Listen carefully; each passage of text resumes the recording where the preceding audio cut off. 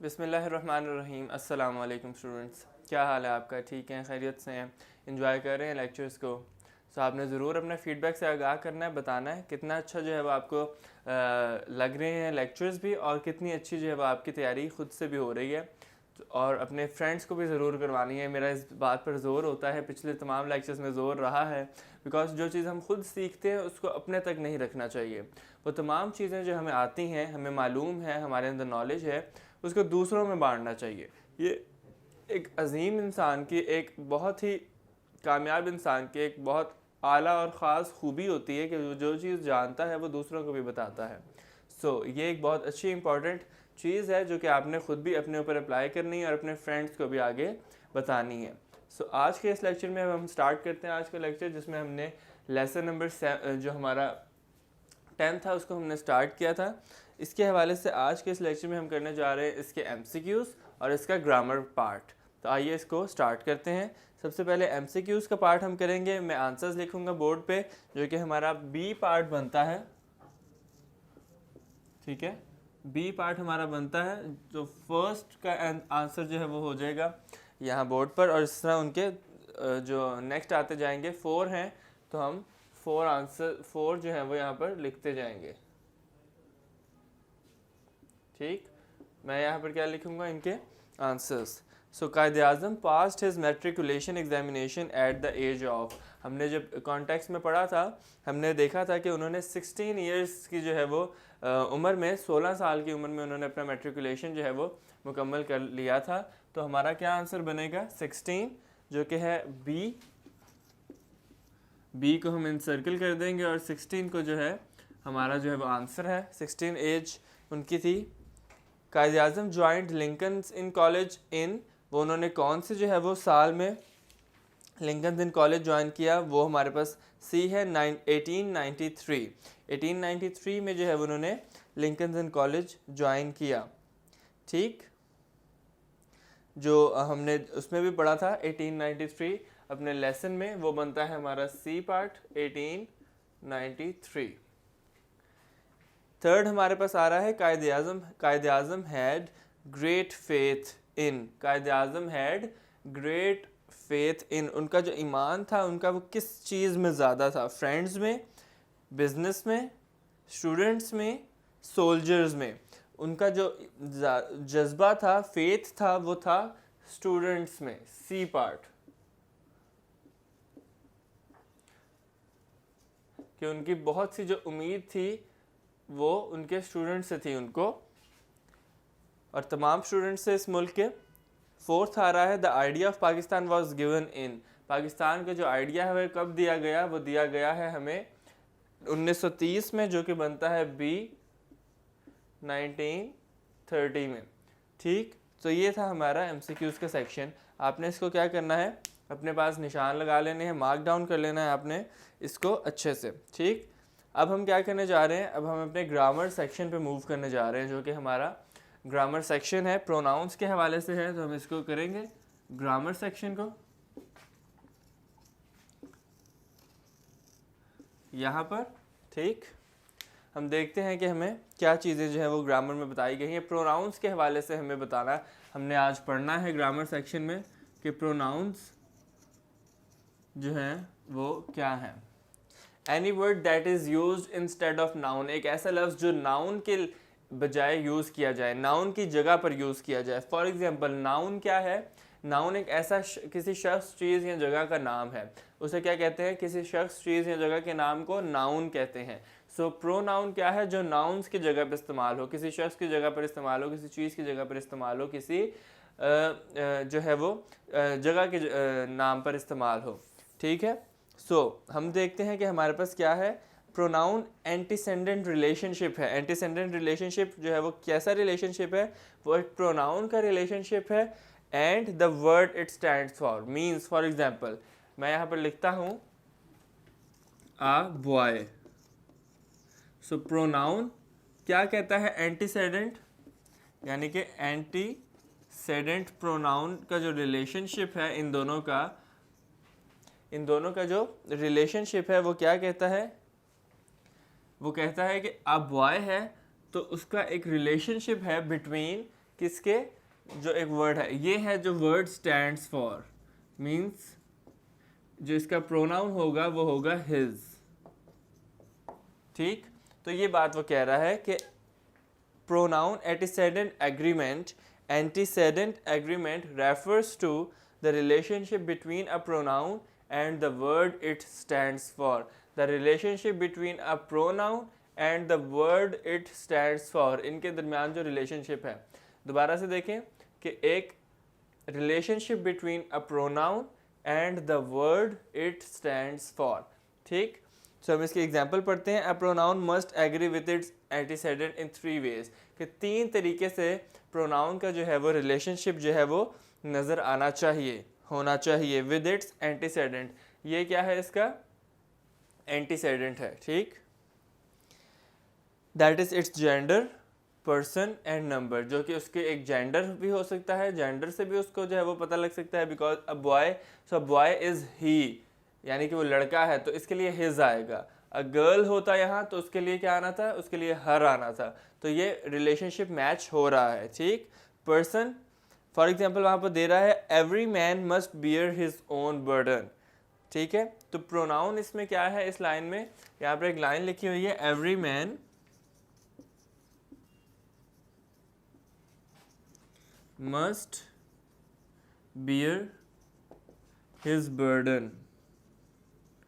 सो his का जो word है और मैन का जो वर्ड है, मैन का जो वर्ड है वो हमारे पास यहाँ पर क्या है,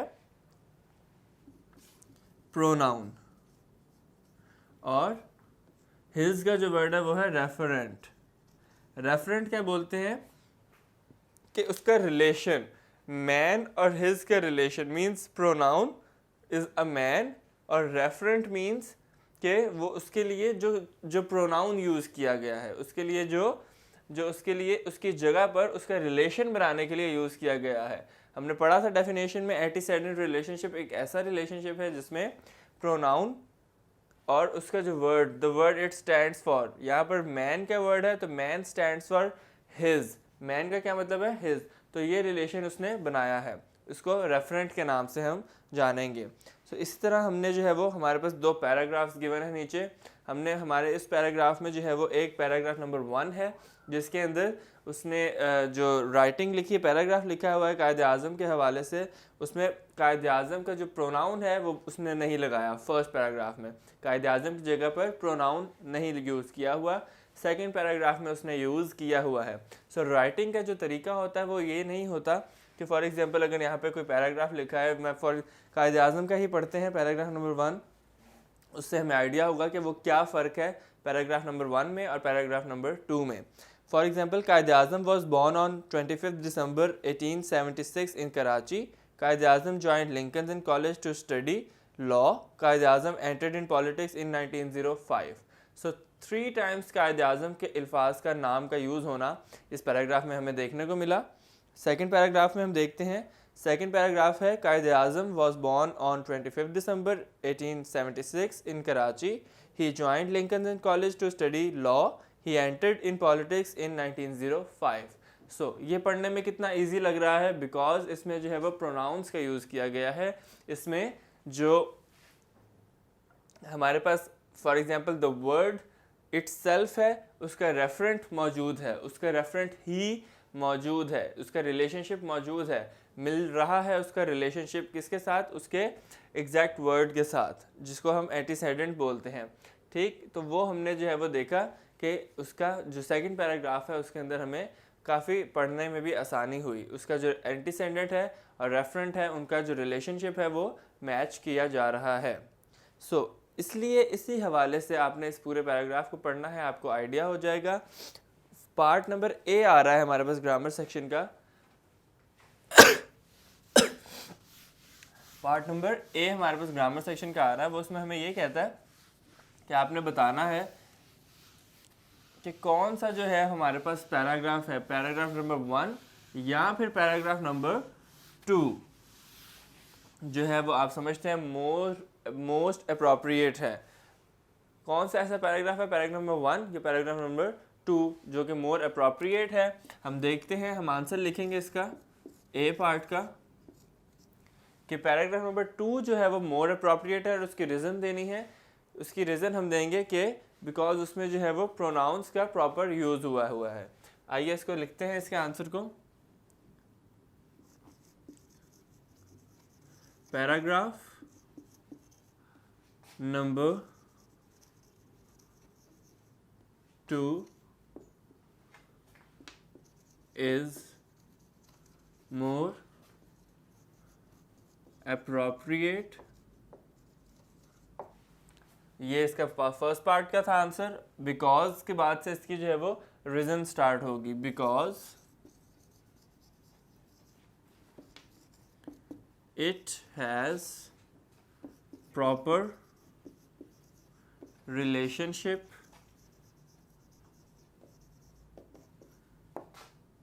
between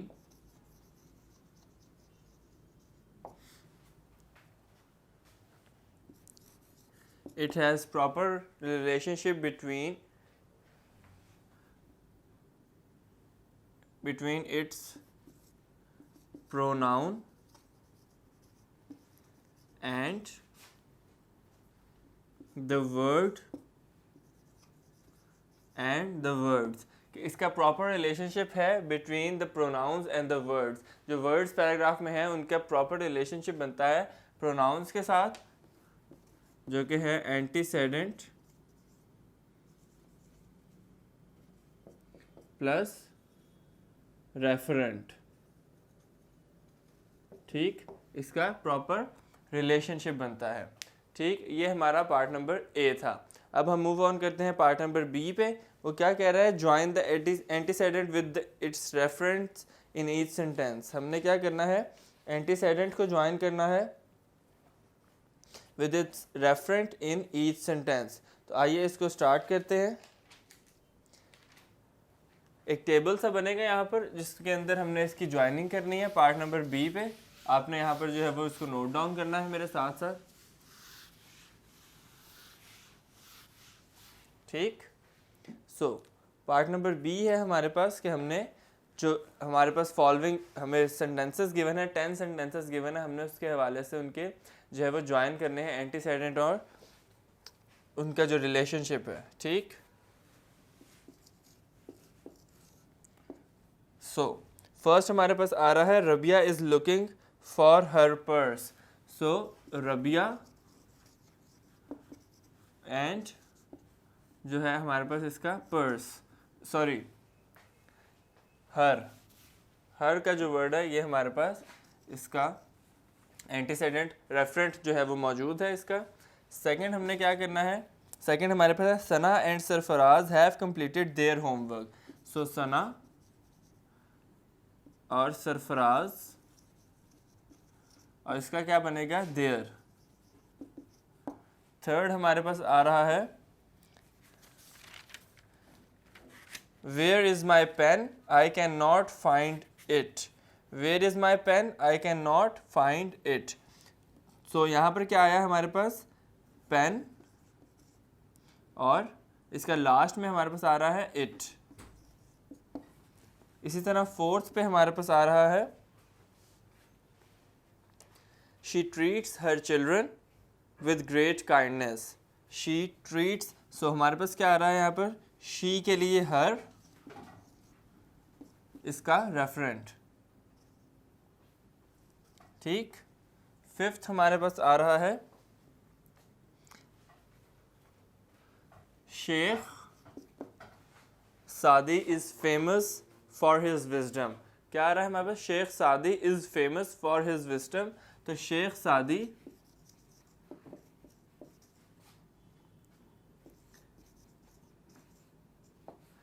सादी जो है वो हमारे पास इसका एंटीसेडेंट है और इसका रेफरेंट बनेगा his, because his is a pronoun.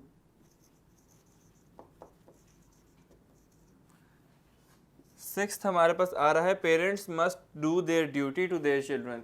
Parents must do their, तो पेरेंट्स के लिए क्या यूज हो रहा है? देयर।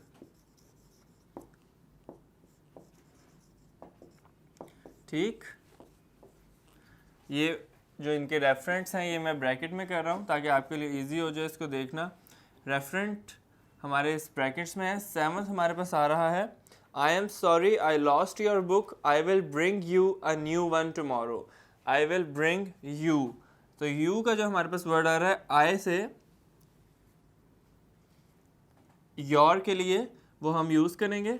यहाँ पर आई एंड योर आएगा और जिसके हवाले से यू हमारा इसका रेफरेंट होगा इस सेंटेंस का। सो नेक्स्ट हमारे पास आ रहा है he has a bicycle, he wishes to sell it. उससे पहले हमारे पास एक लाइन है he earns his living by honest means. So he के लिए यूज़ होगा हमारे पास हिज। ठीक, ही के लिए हमारे पास क्या यूज़ हुआ है, हिज। इसके बाद 9th आ रहा है हमारे पास he has a bicycle, he wishes to sell it. तो बाईसाइकिल के लिए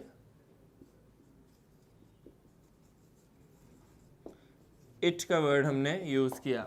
बाईसाइकिल के लिए हमने क्या किया है, इट का वर्ड यूज़ किया है। लास्ट है हमारे पास नंबर 10, वो इस तरफ लिखूंगा मैं, number 10 deceived by his friends, he lost all hope. क्या हुआ, deceived by his friends, he lost all hope. तो यहाँ पर क्या आएगा, हिज जो कि इसका प्रोनाउन है और ही इसका रेफरेंट है। ठीक, तो आपने जो है वो इसको नोट डाउन करना है अपने पास, अपने रजिस्टर्स में इसको देख लेना है कि इसको हमने जिस तरह ग्रिप किया है, इसका एंटीसेडेंट और इसका रेफरेंट। रेफरेंट मींस जो ब्रैकेट्स में लिखे हुए हैं ये तमाम आपने जो है वो ग्रिप करने हैं इसके ऊपर, और ये जो इनके जिसके हवाले से मींस जो रिलेशन बनता है। मेन चीज़ इसके अंदर क्या है, जो रिलेशनशिप बनता है between the antecedent and its pronoun. Pronoun और एंटीसेडेंट के जो रिलेशनशिप है वो हम कहते हैं प्रोनाउन एंटीसेडेंट रिलेशनशिप। ठीक, तो ये था हमारा पार्ट नंबर बी। अब हम मूव ऑन करेंगे पार्ट नंबर सी पे, जो कि है फिलिंग द ब्लैंक्स का सेक्शन। तो आइए उसको स्टार्ट करते हैं। फिलिंग द ब्लैंक्स के हवाले से हमारे पास 5 ब्लैंक्स गिवन है, हमने उनको 6 ब्लैंक्स गिवन है, हमने उसको जो है वो नोट डाउन करना है। ठीक, सो फर्स्ट ब्लैंक आ रही है Quaid Azam had a dash career. Quaid Azam had a dash career. So इसका जो है वो हमारे पास आंसर हम लिखते हैं Quaid Azam has a successful career.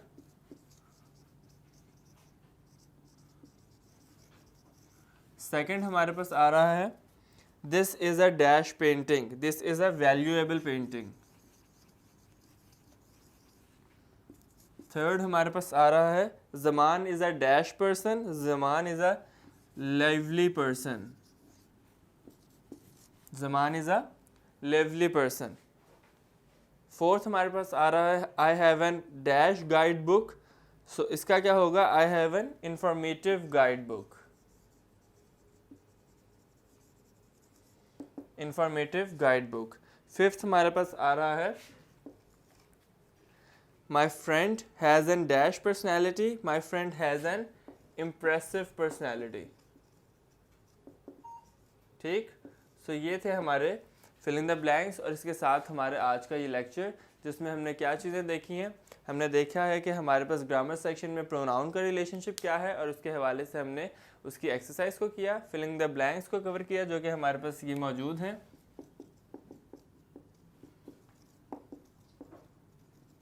ठीक, फिलिंग द ब्लैंक्स को हमने कवर किया है, और हमने जो फर्स्ट पार्ट किया था अपना MCQs का, हमने उसको कवर किया है। आपने क्या करना है, इसको अच्छे से ग्रिप कर लेना है। हम आपसे मिलते हैं नेक्स्ट लेक्चर में इसकी अगली एक्सरसाइज के साथ।